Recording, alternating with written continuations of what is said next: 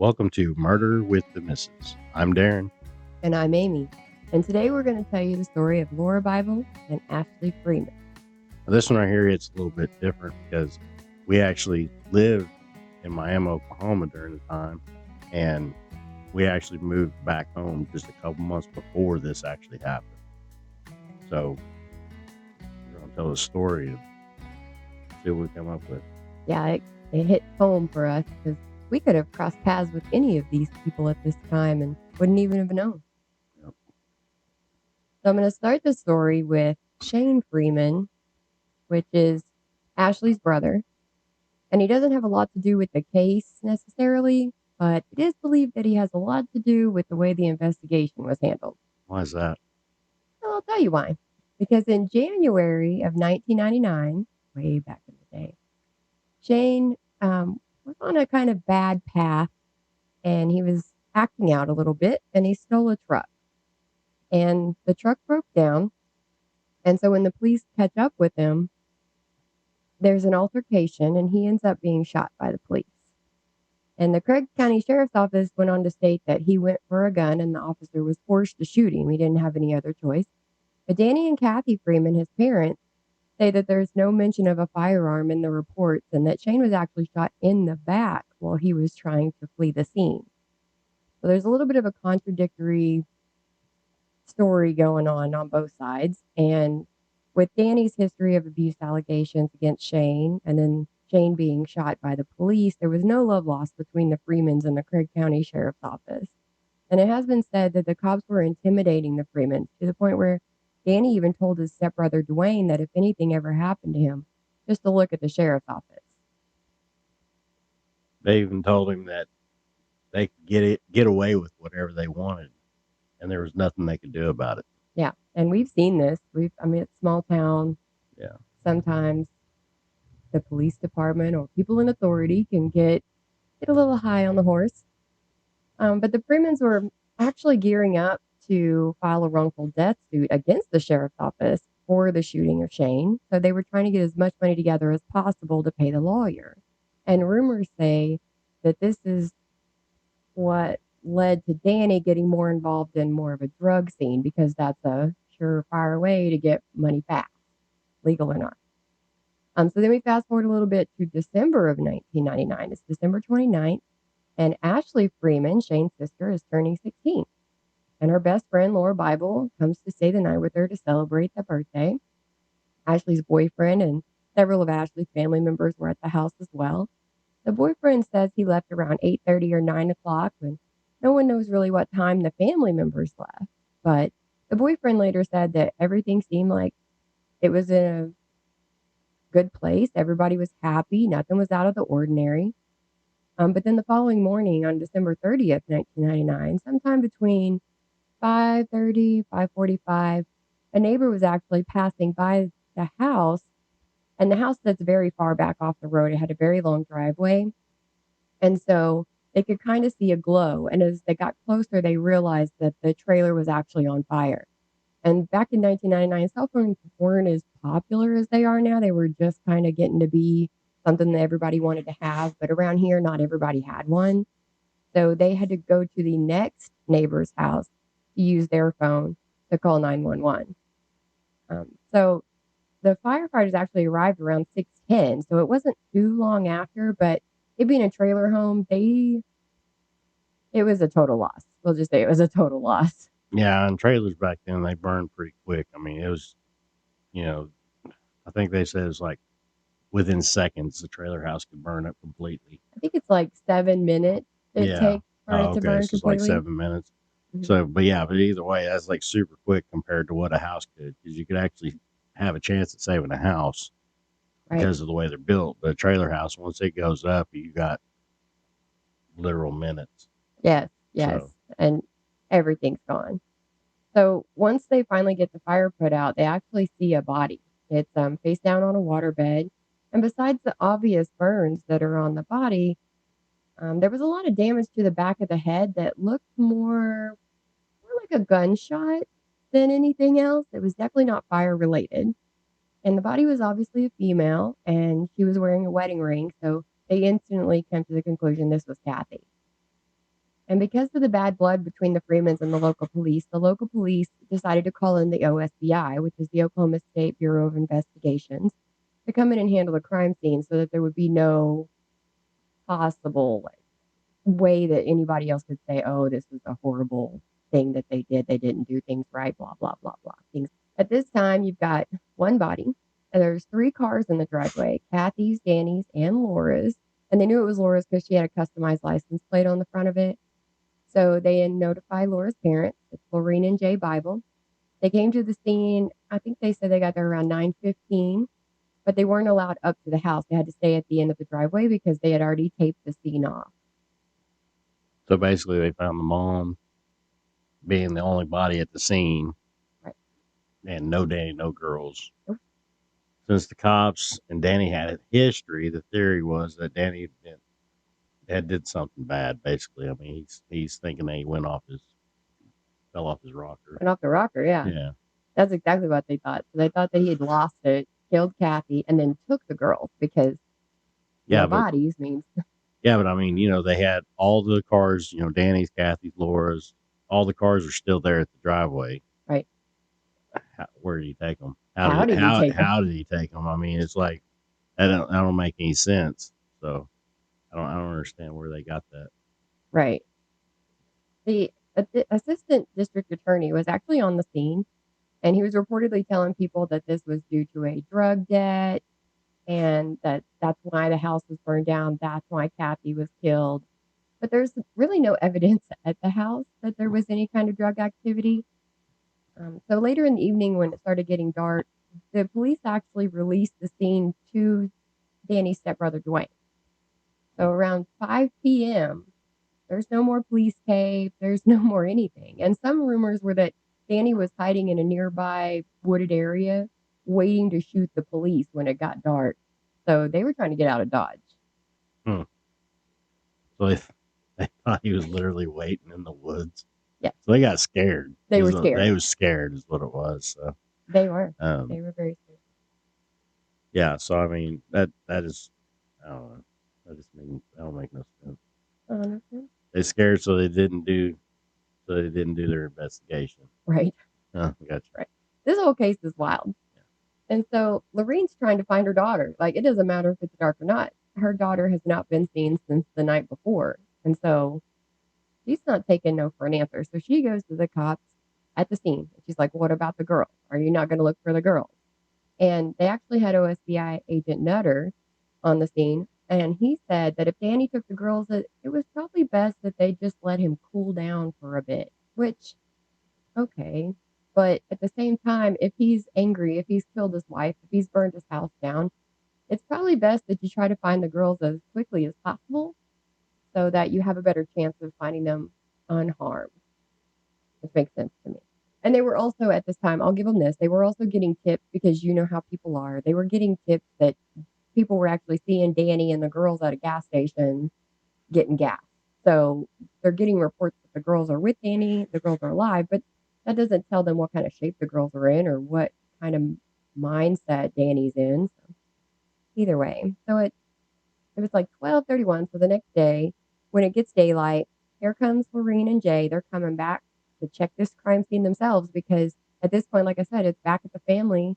So the cops have nothing to do with it. So by the time they get there, within 5 minutes of them getting there, they find another body. There's actually footprints in the ash on the body, meaning that he had been walked over the day before by the investigators. And the face is basically missing from the roof of the mouth and up. You can tell it's a man, but over half of his face is gone. So he's shot by a shotgun or something? Sounds like a shotgun, yeah. So his stepbrother Dwayne was actually able to identify him right there on the scene, because a couple of years before this, Danny had actually accidentally shot himself in the face. And so he had a wire that ran through his nasal cavity to kind of hold everything together. And you could clearly see this with the face gone. But didn't they also say that besides that right there, that some reports said that he had a metal plate in his head too? There were some of a metal plate. Yeah. So, I mean, I remember that. I remember him saying that there was like 2 different things that identified him that One said it was a metal plate, and the other one said it was that wire running through his. Right. So, but they never exactly confirmed which way it was. Right. Now, I Yeah. have seen more reports that say it was the nasal Oh, okay. wire. Okay. That's why I went with that one. But there Okay. has been, I mean, you're always going to have conflicting Yeah. information. But either way, he was able to be identified right there. And so now they have both parents and obvious gunshot wounds to the head and still no girl. So the Bibles, and I think they had around 100, 150 volunteers from the community, which is outrageous because this community only had between 6 and 800 people at the time. So that's a huge chunk of this community that came together, and they start tearing this crime scene apart, which I would be too. My kid's missing. You've now found two bodies. The police obviously were in a hurry the day before, I guess how you could say it. So they start tearing everything apart. They see that Laura's keys are still in the ignition of her car. They find her purse, which has $200 cash in it. And even though that is there, the cop theory changes to maybe the girls killed Kathy and Danny, set the house on fire to destroy the evidence, and then ran. With no car, no money. Yeah. I mean, because obviously they found Laura's car with Laura's purse in it with $200 And the keys, yeah. and the keys in there. So yeah, that makes perfect sense. Yeah. Even I think at 16, you could probably come up with a better estate plan than let's leave everything and go on foot. Exactly, because they need money. You have to have money. You have to have money. The whole world revolves around money. Yes, even then. So I never said it had to make sense, Yeah. but their theories are definitely out there. So the volunteers actually ended up finding about 13 guns because Danny and the Freeman family were avid hunters. They were outdoorsmen. Their trailer did not even have running water. So they were really kind of off grid, and they hunted for a lot of their food. So there were guns there. And the volunteers and all them laid these guns out in the yard. You know, here you go, cops. I mean, they did everything but put a bow on it. And the cops never tested any of the guns to see if it was the murder weapon. And then a couple of days later, Dwayne, seeing how wonderfully this investigation was going, he decided to hire two private investigators, and they actually charged him $1 to provide their services. And so they joined the investigation, and we're trying to get somewhere because the police were not. So they volunteered their services pretty much because I have never been able to hire anyone for $1. Right. Nobody's going to do anything for $1. Yeah. So So they I mean pretty that much was volunteered. so basically that was like out of their kindness of their heart, but they had to charge something. Right. Okay, I Right. got you. You're right. You give me $1 and I'll do whatever you need me to do. Yeah. So that started their contract. So the private investigators actually find an insurance verification card, and it had a woman's name on it that had no ties to the Freemans. Now, this, remember, it's a small community. Everybody knows everybody. But you find this insurance card from a woman who lives in Kansas, and nobody can say who this woman is. So nobody has any inkling of how this insurance card would have got there. The private eye, doing his due diligence, takes it to the OSBI agent, and he's like, here's this card. Looks important. Let's look into it. And Agent Nutter actually told him to leave the investigation to the big boys. Oh yeah, because they're doing such a bang up job so far. I got you. Right. They're doing great. Mm-hmm. And this insurance card actually was, in my eyes, a huge piece of evidence. And you'll understand why as we go along. But the PI actually is the one who followed up, and he met with a woman in Kansas at her house. And she led them to a man that she lived with named Phil Welch. He lived with her in Kansas, but he also had a meth house in Pitcher, Oklahoma, which is right up the road.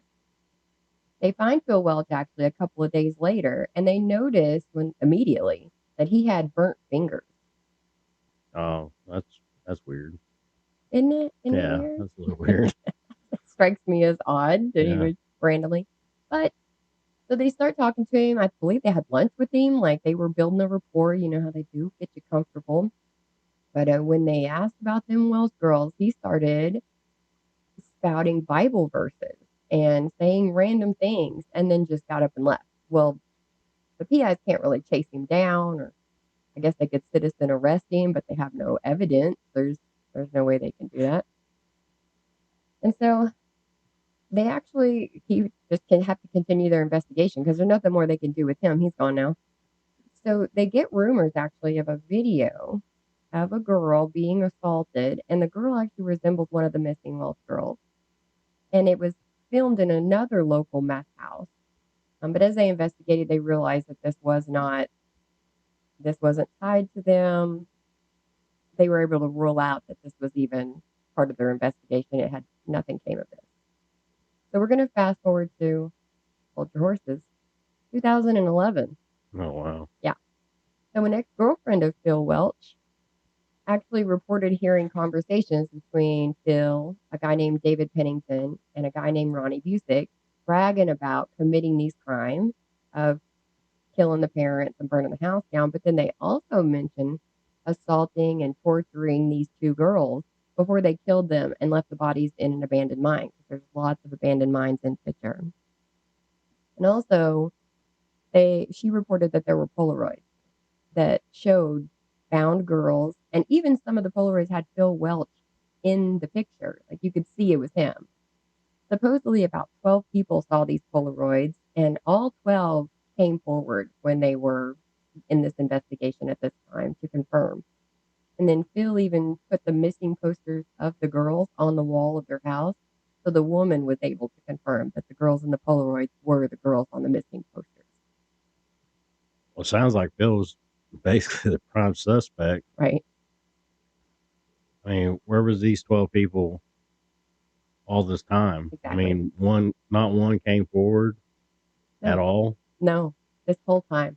And wasn't this the same girl that was on the insurance card? No, this was actually a different girlfriend of his. Oh, okay. Yeah. So now you've got two women. Oh, okay.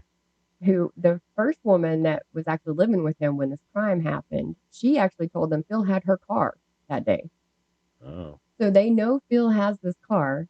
They know her insurance card ends up at the crime scene randomly, and yet they still do nothing with it. Oh. Right. Good Isn't investigating. it fun? Yeah, sure enough. So what's sad too, I mean, this is all sad, but another sad part is that it's reported that these girls were held for up to 2 weeks before they were actually killed. So if one of these people had come forward or the police had actually investigated, there was a possibility that they could have found these girls alive. We don't know that for sure, but I mean, hindsight. Yeah. Yeah, it's pretty obvious. Yeah, I mean, they really dropped the ball whenever on this investigation, big time.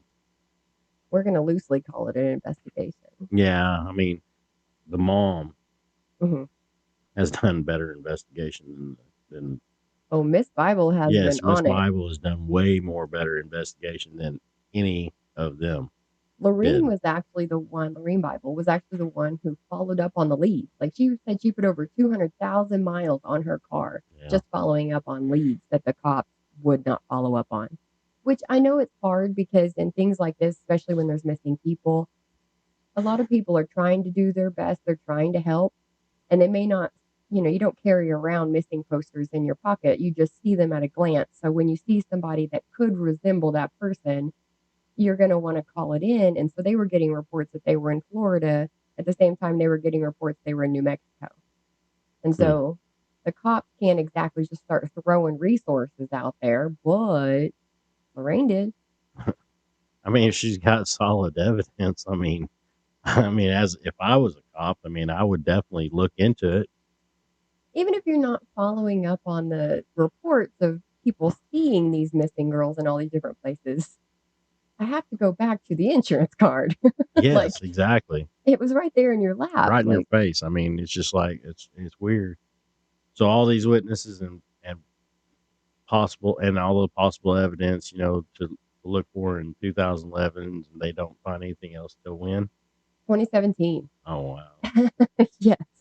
And I'll tell you why. It's because it was out with the old, in with the new. So they changed hands at the police department. That's right. Oh, nice. Okay. Yes. But I mean, they should have done it a lot sooner, but that should have happened. I mean, well, these are elected officials. Yeah, I know, but still, it's like, in my head, it's like, why ain't these cops being investigated? Well, why isn't that OSPI agent being investigated? And they may have had an internal affair investigation to see what the hell is going on, because not good enough. But nothing came of it. Not good enough. Okay, so wait a second. Now they did do lie detector tests on all the police that were involved with Shane shooting and things like that. They did do that, but they all miraculously passed. As far as like it tying them to them shooting Shane plus this investigation. Okay. Like, did they do anything that they felt was unethical or blah blah? The whole spiel. But still, it doesn't prevent the fact that they didn't do their job. Correct. At the beginning. Correct. Of this whole investigation. Where was the girls? They went and looked for these girls off this insurance paper, and they still didn't go any further from it. Yeah. Because there are like you said, if they would have went there within that 2 weeks, they possibly could have found them. Here's the thing. There's some reports that say that the cops did go talk to this woman. And then that was it. And then did nothing. And that was it. Yes. So even if they did, okay, great. You did part of your job, but then what? Yeah, but I mean, that's what I'm saying. If they found that insurance card, that right there should have been enough for a judge to get a search warrant for that place. I mean, that's. I'm not a judge. I mean, that's. My common sense says that. I mean, I've seen people get search warrants on way less. Well, especially for 2 kidnapped children. These are 16-year-old girls. Exactly. 2 kidnapped children that they're trying to find, and they got actual, almost rock solid evidence that they might be at this place. A judge would go, okay, go check it. Even if not at that place, that the person who lives at that place took them. He could tell them, walk on eggshells while you're there. Right. But go look. They should have been able to get a search warrant to go into the house to look for evidence that either he was at the scene, he had evidence of the girls being there, anything. Exactly. Because there's also rumors that this woman who saw these Polaroids was like, that's my bedspread. Yeah. Meaning that puts the girls at that house. So where were these Polaroids? Where'd they go? Nobody ever found them. Oh. Yeah. These are all rumored too. So here you don't really have hard evidence, but if you've got 12 people coming forward, more than 12 coming forward saying, hey, I saw these Polaroids. Yes, it was. Yeah, but that insurance card was solid.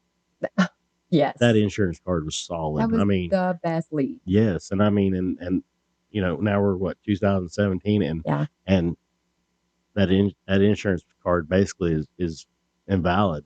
Yeah. Now. And there's also conflicting stories on where the insurance card was. Some people say because all the evidence got put in a box and put in storage. Yeah. And so when the new people came in 2017, came in and pulled that box out and dusted it off. Some people say the insurance card had been in there that whole time. Some reports say that the private investigator had it because Nutter wouldn't take it on the scene. And they actually went, because when they went and found the woman on the verification form, she told them the car was at a salvage yard. This is only a couple of days later. Why are they ditching the car? But anyways, suspicious. But they go to the salvage yard, get permission, go through the car, find girls' clothes and things like that, collect that evidence, take it to the cops. The cops are like, it's touched too many hands, it's tainted. Okay. Still look at the address. Look at it. Do your own investigation. Yeah. Sorry that all these people that are here to help me freaking touch this insurance card, but here's an address. At least go look. That's the thing, though. The insurance card was found on the scene that day, given to the cops. It wasn't something that a couple days later was found in a third location. No, this was right here, right there, right now. They dropped the ball on that one. They dropped everything on that one. So, anyways, in 2018, so they restart the investigation in 2017, start looking at everything, and then they finally decide that they're going to start asking these 3 guys what's going on. Well, there's only one that's left alive at this point, which is another sad thing about the story is that because it took them so long to actually even question these 3 guys that were needing to be suspects from day one, they wait so many years later, and then they end up with Ronnie Busick.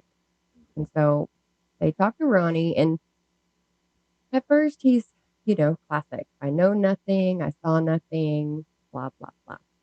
But he eventually decides, I guess he realizes that since he's the only one left alive, he can just blame the other 2 guys. So that's what he does. Dead man can't tell Telling no tales. Yeah, dead men tell no tales. That's for sure. So he's like, they did it. And then they're like, well, how do you know they did it? Because you can't really say they did it without saying you knew of it Yeah, at exactly. least. Exactly. So he starts trying to make deals. It's like, okay, so if I lead you to the bodies of the girls, will you get rid of all these murder charges and all the arson charges and just charge me with accessory to murder? And the state's like, sure, why not? But murder? But they don't really have any evidence, so I guess they can't really. Okay, I'll give you that. So they decide yes, and he tells them where to go to look for the bodies, and guess what they find? What? Nothing. Well, I would say I'm shocked, but I can't be. Yeah, well, you're about to be. Oh, because he told them that the other two must have moved the bodies without telling him, and the state was like, okay, cool. We'll still just charge you with accessory to murder. So they still. So he gives him nothing. Yeah. And then still gives him what he wants. Yeah, he still gets what he wants out of the job. No. I've been like, you said that you would take me to the bodies. Right. You didn't honor your deal. Tit for tat. Yeah. Yeah. You did not honor your deal. So No. Guess what? Deal changes. Well, you would think. Mm. But it didn't. It would happen that way for anybody else, I guarantee you. Well, they end up finding him guilty of accessory to murder, so they have enough evidence, obviously, to get him charged with a crime. And I just think that they could have went for higher charges. Like, why not? Why not stack a couple on there? Because we know people that go to jail and they'll put everything on there down to jaywalking just to have extra charges for extra time. Yeah. Plus extra money. I'm just saying, restitution thing. So they find him guilty, and he was sentenced to 10 years in prison and 5 years probation. Oh, wow. Yeah.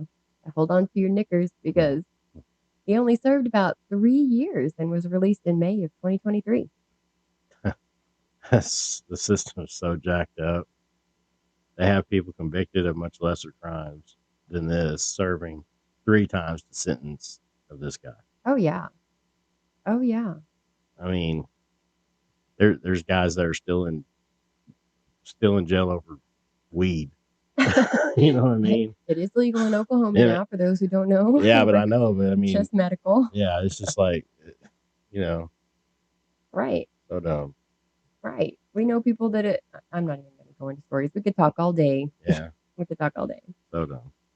So the Bibles, Dwayne, their friends, the volunteers, they've actually been the true investigators in this whole thing, as we've seen. But, and even Lorraine, she asked Mr. Nutter, Mr. OSBI agent Nutter, about the girls being in the missing persons database, the NCIC or whatever it's called. And I can't think of it right now. I apologize. Mm-hmm. But he said, oh, yeah, I've got them put in there. Don't you worry. And then a couple of days later, she, being a small community, she knows everybody. She went to Veneta, Oklahoma, and talked to them and was like, okay, I just want to make sure they're in there. And they were not. So not only was he not investigating, he was lying about doing his job. Yeah, I'm totally doing my job. Lies. Doing what they do. They tell you what you want to hear. Exactly. Yep. He just didn't want to hear her. He wanted her out of his face. Mm-hmm. So, and that's the thing that gets me too. Even if the Freeman family had some kind of long-standing rivalry or whatever it is with the police department, what's the OSBI have to do with it? They were brought in as a third-party, neutral investigation service for this. Ultimately, they should have been the ones to take it over. And they did, but they still did the same shitty job that the other did. They still dropped the ball on it and everything else. That's what I'm saying. So they were failed by local and state police. Yeah. Just comes down to they're lazy and everything. They didn't take their job serious. Somewhere down the line, the job they love, they lost interest. Something. The one thing that they did do right was calling the FBI. Yeah. OSBI. Yeah. That was the one thing that the local police, I can say 100% did properly, because that's what they should have done. Yeah. To keep themselves out of the investigation, because then the investigation is not tainted, quote unquote. Yeah. But the OSBI was on the side of law enforcement, which is what happens most of the time And even though they may not have been involved with the whole Shane and I can't say the other officer's name right now, but even if they were unaware of that, they still came in and did a bad job. Yeah. So nobody got help. Yeah, and don't take this wrong. Don't think I'm like bashing police or law enforcement or anything like that. I was like, my dad, he was a cop for most of my life. But he was a good cop. But he was a cop. Your grandpa was a My cop. grandpa was a cop. They did their job. Yeah, they did. They loved their job. This is what they lived for. Yes. And today, cops nowadays, they just want the badge. A lot of them just want the power. Yep, they want the badge and they want what comes with it. Yeah. They don't care about what it means, what it stands for. Right. And everything. And that's sad because, sometimes we need a policeman. Of course we do. Absolutely. That's what we're supposed to have. Sometimes we need them. We need to feel safe. We need to feel like they're going to help us and do the things that we need them to do or help us out with that. Plus, if some crimes get committed, the first thing they do is say, well, did you call the cops to file a report? So if you have to go through the legal system as a victim or as a perpetrator, whatever you're going through, it all starts with the local police. Like you have to have the police. Yep. And so if you can't trust them, if you have bad blood with them, if you've been wronged by them, you don't want to call the police. And that's what happens in a lot of these communities, that the trust is gone. Not every cop is bad or not doing the job. We're not talking about a blanket statement here. We're talking about a select group. No, and it's just like a select few. I mean, it's just there's some of them that are out there that still love the job for the job. Absolutely. And then there's just some of them, like I said, they want the badge and what it means behind and the power behind it. I mean, that's it. Right. And they get that big head. Exactly. I mean, it's sad but true and everything. But I will tell you this much, Miss Bible, she has taken it into her own hands with this thing, and I am, man. Her engine. She is that parent that every parent should be. Yes. The one that would fight tooth and nail for her children. I mean, that lady right there, she's a fighter. I like it. She is. And she's actually, I don't know how involved she is with it, but it is named after her daughter. But we have a House bill pending right now, House Bill 2946, and it's to add accessory to murder in the first or second degree to the list of crimes requiring an offender to serve 85% of their sentence before they're even eligible for parole. Absolutely. Because he got 10 years, but got out in 3. Yeah, no, he should have done, I think he should have done more than 85%. He should, I mean, they shouldn't even gave him that deal to begin with, but yeah, actually, at least 85% is what he should have served. But I think he should have got more than just the 10 years or whatever. But because he didn't do nothing, he just rambled on a story and said, "Hey, I'll take you to him," and everything. Because the whole thing is, his buddies were dead. Yeah, yeah. They can't argue. Exactly. They can't argue with him and tell him, "No, that ain't how it went down." For all we know, this guy's the one that did everything. Exactly. Plus, you've got the woman, the ex-girlfriend of Phil Welch, who was saying, I heard these 3 men having conversations bragging about this. Yeah. And I don't know. It's just ridiculous. Yeah. Well, that's the end of our show. I hope you guys enjoyed it. This was our first podcast and everything, and we're hoping that there'll be many more. Okay. If you guys liked it and everything, please like, subscribe, follow us and everything, and share it with your friends. Just tell them. I mean, we're just basically, this was our first one, and this one kind of hit home for us because it's the same state where we're from, same area, and we actually lived in that area. We moved back from where we're from 2 months before this even happened. So I mean, that's why it really hits close for us. And but anyway, we really enjoyed it.